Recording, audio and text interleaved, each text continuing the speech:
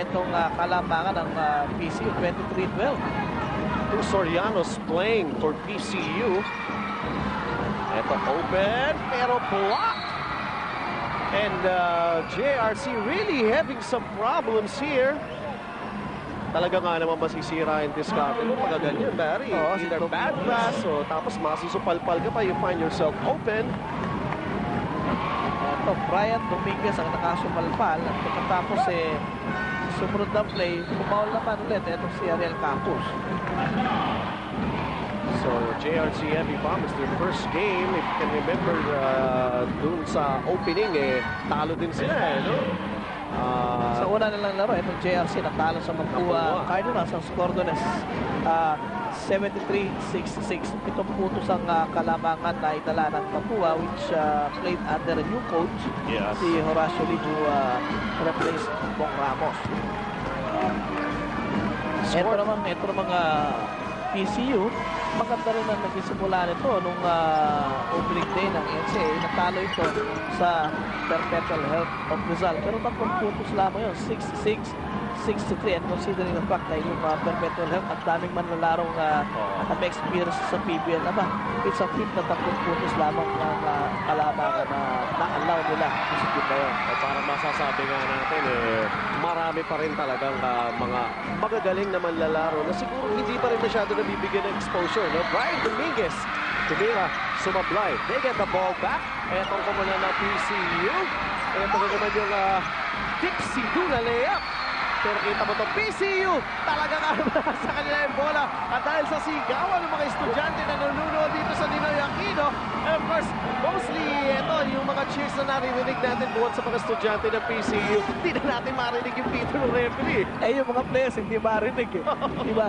Dire-diretso sila, jump, talon ng talon, at follow-up ng follow-up. Hindi nila alam, may tawag na yung referee. At ito nangyari dito. May free throws na igagawa dito para sa koponan ng PCU. Some substitutions. Pundulan bumalik at inilabas si Araman. Alam mo, hindi na ako kontrol yung bola. Siya ang sentro dito. Pero hindi ang backward rebound Production from the free throw line from Manigbas. Yan si Duval Manigbas. 2 for 2 for PCU. Maganda rin ang kamay nila pagdating sa free throw line. And they're up by 14 right now. Palaki ng palaki kalamangan ng PCU. At itong JRC, medyo na-diffuse yung bomba. Ito yan. Shot from the outside for JRC. 3-point shot pa kaya tayo tirang yun. At baka wake up call yun para sa JRC. The first 3-point basket in this ball game. 26-15 na ang ating score. Still here in the first half, mga kaibigan. PCU, ito si Dominguez, sumalaksak. Warding off foul. Itatawag against Dominguez. Offensive foul, Dominguez. At mamaya sa halftime natin, merong special feature sa JRC. Parang MTV. Bakit ito nga naman? MTV. Well, ganyan actually mag-handle ng coverage ng vintage television, Kumbaga, pure entertainment. Actually, ito yung pep rally nila JRC, another chance for them to score here. From si Mapasa. Missing from the corner. Ilagan is back in the ball game. He throws a wild pass. Well, actually, hindi naman wild yun Just na medyo malamya yung pagsalo. Mabagal mag-react yung pinasahan. Yun ang nangyari doon. Well, you can see our score. A big lead para dito sa PCU Dolphins.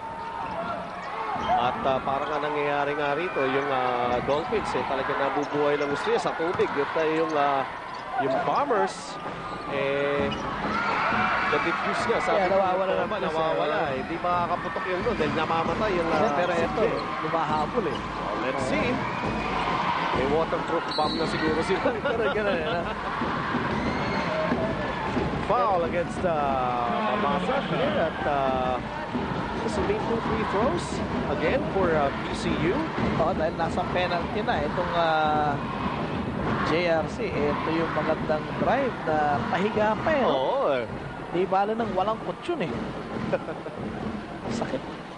Masakit yun. Dapat nga raw may kutsyon eh. Dapat. Dalawang free throws ito. Yung una, sinablay. Ito si Maligbas. Earlier, 2-4-2 para dito kay Maligbas. Pero this time around, siguro nakakaramdam na rin ng pagod to. And there you can see his output dito sa kanilang game. He split his free throws. Make that his 5th point. And right now, a 10-point lead para dito sa koponan ng JRC. Of course, kanina mas malaki-laki yung lamang ditong PCU. Almost with a good defensive gem there, but referee, sabi niya, may contact eh, dun sa babae. I think body contact ang nakita doon ng referee. Joel Villarin ang mabibigyan ng dalawang free throws. Maganda yung drive na yun kasi naibigay yung baseline eh. Yes. Hindi nasarhan yun at nakuha ni Villarin yan. Yung help defense yun ang nagbigay ng foul. 2 free throws. Sablay yung una. Yun nga ang problema ng JRC. At daming free throws na naisablay sa larong ito. Sabi nga natin kung gaano talaga ka-importante itong mga free throws, especially pagka ang ball game. Pag malapit na matapos, yun di kita, no? Oo, pero eto, pupunta na naman sa free throw line ng JRC dahil pinabayaan sila makakuha ng dalawang offensive rebounds. Well, it's getting to be noticeable na para dito sa koponan ng JRC that they are more aggressive right now, kumpara dun sa early goings, Ito si Rodel Milla will be taking 2 free throws, pero bago yan, tatawag muna ng timeout. At kami po na nandito sa Ninoy Aquino Stadium, well, magbabalik din po sa patuloy pa rin namin pag-ahatid sa inyo sa 75th season ng NCAA. Molten is the world's largest athletic ball manufacturer. Molten is thriving with its global manufacturing network.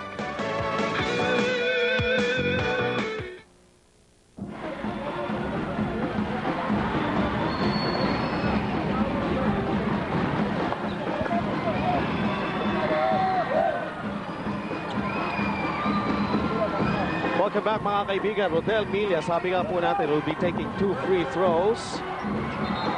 Well, teka lang muna, hindi pa yata game. Nagpractice na ba? Nagpractice? Free throw? Okay. Okay, game na. Oh, game na. Less than 5 minutes na lang po, nalalabi dito sa ating first half. So, game na pala yun. Medyo nagkalintuhan lang. And another split charities na naman para dito sa koponan ng JRC. They're trailing by only 9 points. Unti-unti na ibababa naman nila, Barry. At siguro, a manageable lead ng PCU kung matatapos itong first half, medyo makakapag-adjust na ng gusto itong JRC. Yun ang objective ng JRC. May mabait itong kalangangan ng PCU for about 4 points at the end of the first half. Pero pwede pa to with 1.5 minutes. Baka sakaling makatabla pa sila kung matindi talaga depensa nila. Maligbas with a cross court to Soriano. In and out for Soriano. And ball landed in the hands of Rodel Milla. JRC Bombers sa kanilang atake. Running jumper.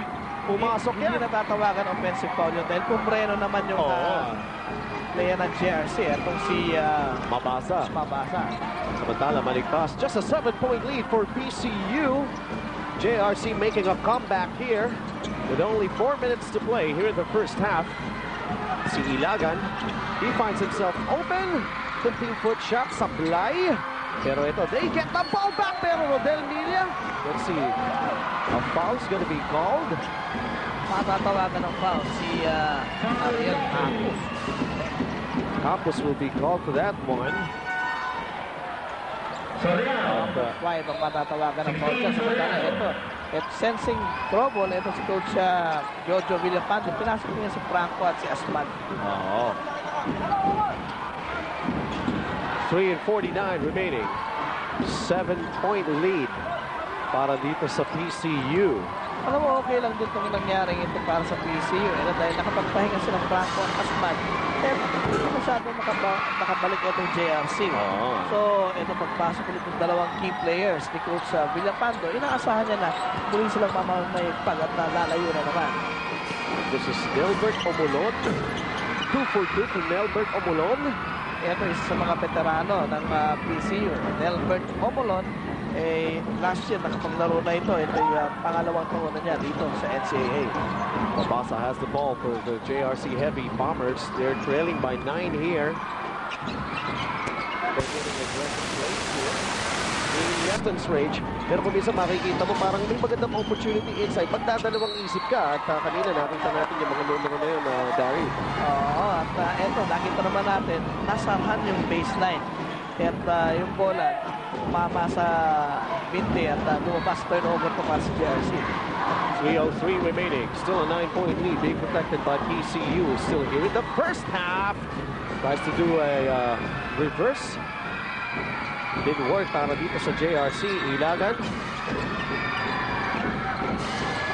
Gandang pass. Dahil lahat ng concentration ng JRC nakatingin dito kay Manigpas na lead ko sa ilalim. Etong si Franco. 31-20. Unti-unti naman a double-digit lead. Muli para dito sa koponan ng PCU with 2.5 remaining. Epundulan with a fall away. Hindi bumagsak at eto, ball and will stay with the Heavy Bombers. At eto nga si Omolon na matatawagan ng last touch. With 2:24 remaining, it's an 11-point lead. Double-digit lead na naman muli para dito sa PCU. At kami po ni Barry ay magbabalik. Dream. Believe. I can reach you. Prepare with new improved Milo. Now with more energy releasers, more B vitamins to help you go faster, higher, stronger. I will win.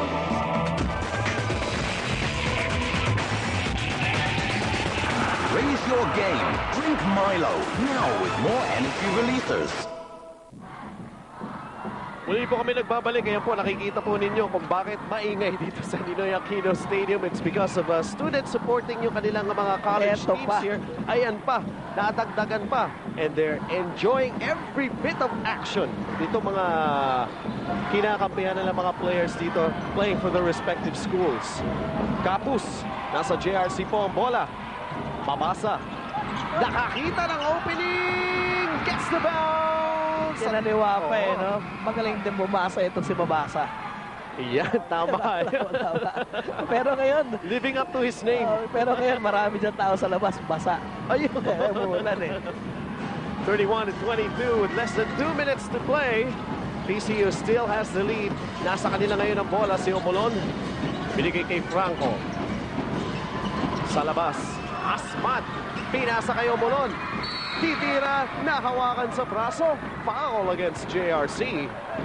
Oo, dalawang free throws na naman para dito kay Omolon. Pero makita natin parang 3 seconds na ito. Ang daming nakaaso na nasa shaded area. Oo. Pero ito, ang foul lang na itawag. And Omolon, another trip for him sa free throw line. Free throw shooting natin. Ito yung binabanggit natin, Barry. Yung JRC, sabi nga natin, puro split charities. At yan na lang naging resulta. 3 out of 8 for JRC. At mas maganda yung numero nitong 9 of 12. PCU. 75% para sa PCU. 37.5% para naman din sa JRC. Pumasok pa yung unang free throw. Itong si Delbert Omolon. And back to a 10-point lead. Para sa PCU. Kung ang objective nitong JRC mababayin sa 5, 4 ang kalamangan ng PCU. Ito namang PCU gusto niya as much as possible. Double figures. Ano pa namang klaseng tira yun? Ito, napitiwan actually, Barry. Ito, sabi na natin, takbuhan na naman! And this is Maribas who scored. Alam mo, hindi lang basta tumatakbo. Dapat control. Tatakbo ka pero kontrolado mo yung bola. Hindi pwede bara-bara yun eh. Kaya eto nga nangyayari rito. They're getting careless with the ball and they're trailing by 12 again. Ang JRC Heavy Bombers. Milya to Epundulan. Na double team. Nilabas muli. Kick out papunta kay Milya. Back to Epundulan. Sumalaksak off the glass. Gets the basket. May blocking foul pa and 1 for Epundulan. Oo, so Epundulan trying to take matters into his own hands dito sa last minute of first half. At ito, sinasabi natin ito si Epundulan. Ito yung main man talaga ng JRC. At he's on his third year. pinsan nito si Estelito Epondulan. Yun naman ang kabat si Berhel Meneses. I see. Kaya pag nakakausap kami ni Berhel, sabi niya, yung mga Epondulan, magagaling talaga sa basketball yan. Pinapakita nga po natin sa inyo itong si Hernani Epondulan sa free throw line. Actually, bonus free throw na yan na naibigay. At sabi nga natin, medyo talagang humahabol pa rin dito ang JRC Heavy Bombers. They're just behind right now by 9 again. There you can see 105 remaining dito sa ating first half. This is just the first half. At ito medyo gumagamit na ng oras dito ang koponan ng PCU. Omelon binigay kay Asmat. Dominguez. They're really using the clock here. Time down to only 46 seconds dito sa ating first half. Slashing move. Pero it didn't fall para dito sa koponan ng PCU. 34-25 na ang ating score. Yun yung slashing move that didn't work. And look at this power rebound for the JRC Heavy Bombers. They're trailing by 9. Medyo bababa pa siguro yan. Antabayan na natin sa aming pagbabalik. This Star Wars special is brought to you by Pepsi. Ask for more. Here are the winners for the Pepsi Star Wars Trivia Contest Week number 3. Juan Antonio M. Rosete, Pedro Cabrera, Eduardo P. Abola, Conrad Badilla, Jimmy Villanueva, Jose Paulo H. Aragoncillo, Luisito de Vega, Christopher Orlanda, Maylene Montemayor, and Maximiano Dalzon. All winners may claim their prizes every Friday from 10 a.m. to 6 p.m. at Vintage Television. Second floor, 105 CPJ Building, Carlos Palanca Jr. Street, Legazpi Village, Makati City. And bring your valid ID. For more details, please call 810-7346, local 103, and look for Miss Bay de la Paz. This Star Wars special is brought to you by Pepsi. Ask for more. My chance!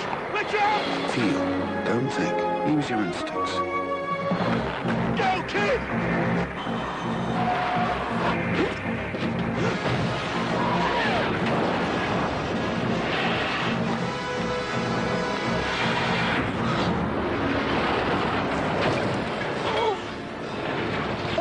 Man, it's a good thing I saved enough Pepsi for us. Dream. Believe. Nothing can stop you. Prepare. With new improved Milo. Now with more energy releasers. More B vitamins to help you go faster. Higher. Stronger. I'm gonna win.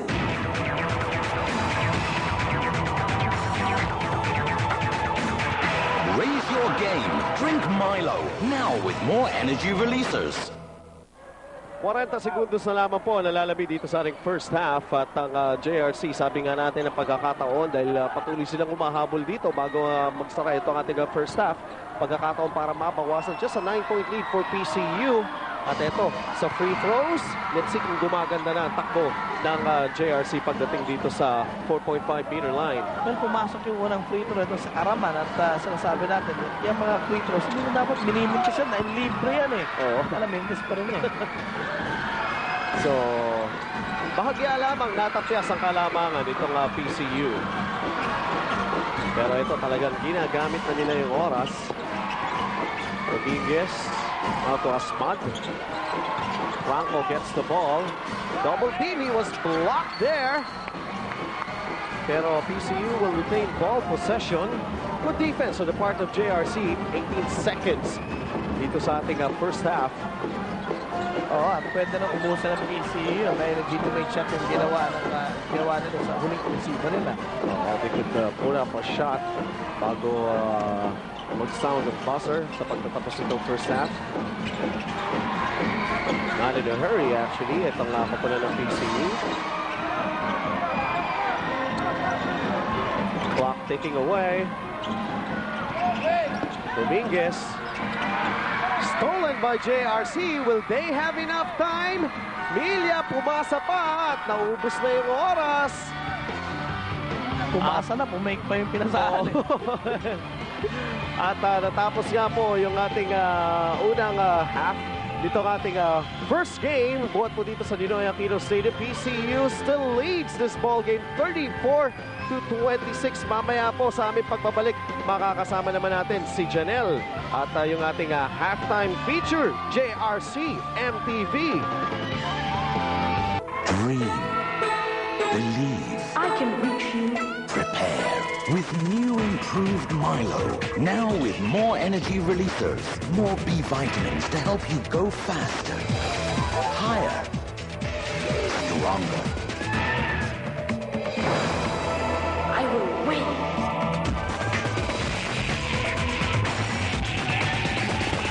Raise your game. Drink Milo. Now with more energy releasers. Buksan mo na sa mga mata mo. Ito ang para sa'yo. Lasapin mo na sa labi mo. San Miguel Beer, ito ang para sa'yo. Ito ang sarap ng samahan. Yung hirap na di mapantayan. San Miguel Beer, kahit saan. Ito ang sarap ng samahan. Ito ang sarap ng samahan. Ito ang sarap ng samahan. San Miguel Beer.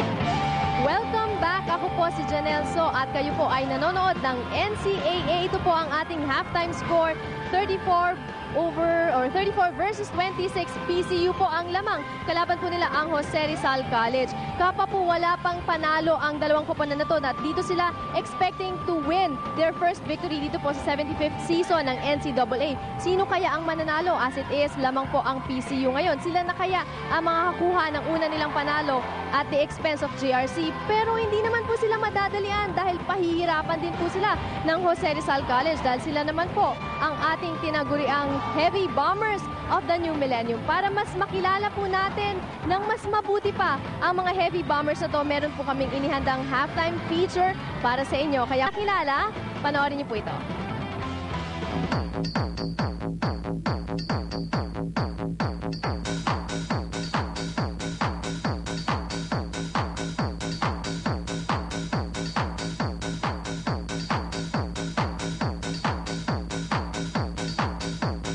Sa tingin ko, malaki ang chances namin dahil yung team namin, gasano intact ngayon.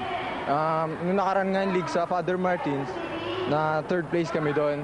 Kaya mapapangako ko sa team namin, pipilitin namin makapunta sa championship.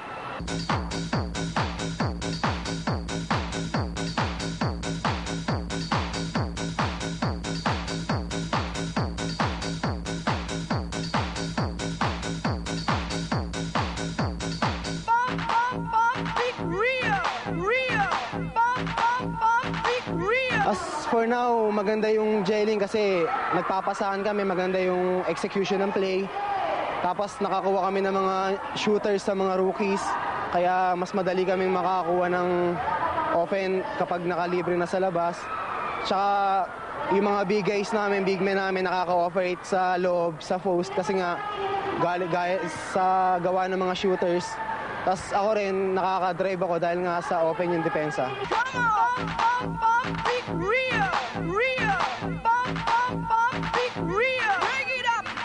So ngayon, mentally, physically prepared na kami. So, I think may chance kaming handa na kami.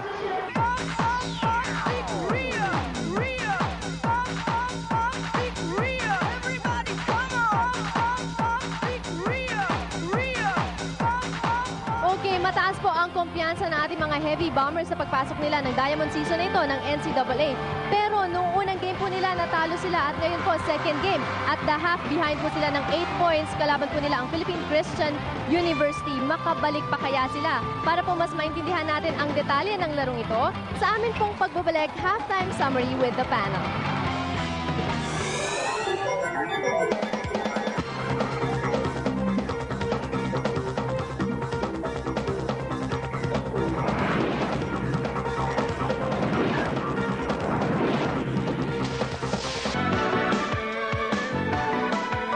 Molten is the world's largest athletic ball manufacturer. Molten is thriving with its global manufacturing network.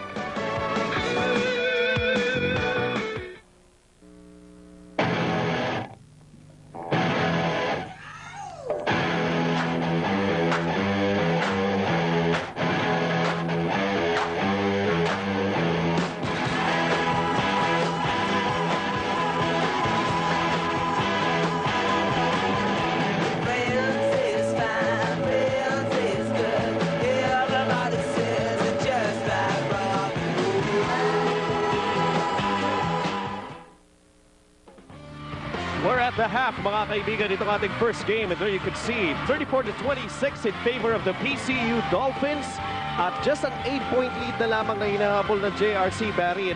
Siguro telling factor here, well, eto, yung ating mga numero muna. Unahin muna natin yan sa field goals, Barry. Well, halos parehos lamang field goal percentage ito. JRC 37%, slightly better from PCU with 38.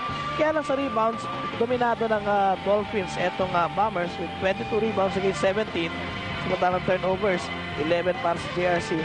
Siyam naman para dito sa Dolphins. Actually, kanina konti lang sa Dolphins. Mga tatlo lang, medyo nag-error na sila dito sa second towards the end of the first half. Well, sabi ko nga, binabanggit ko pa rin, what could be a telling factor din sa ball game na ito? Just an 8-point lead para sa PCU. Yung free throws kung nagpapasok sa JRC. This could be even closer, Tama yung sinabi ko. Yan po. Mga kaibigan, mag-break lang po tayo. At sa aming pagbabalik, yung second half na ang ihahatid namin sa inyo, mga kaibigan. At yun nga po yung score natin at the half, 34-26. At kami po ay magbabalik. This Star Wars special is brought to you by Pepsi. Ask for more. Mga Star Wars fanatics dyan, eto na ang hinihintay nyo. We bring to you Behind the Force, isang programang ibibigay sa inyo lahat-lahat ng ins and outs, ups and downs ng pinakaabangang blockbuster movie ng taon, Star Wars Episode 1. The Phantom Menace. Araw-araw tuwing alas 8 ng gabi. Dito lang sa PTV, where the Force is alive. This exclusive is presented to you by Pepsi. Ask for more. Richard! Richard! Feel, don't think. Use your instincts. Go, kid!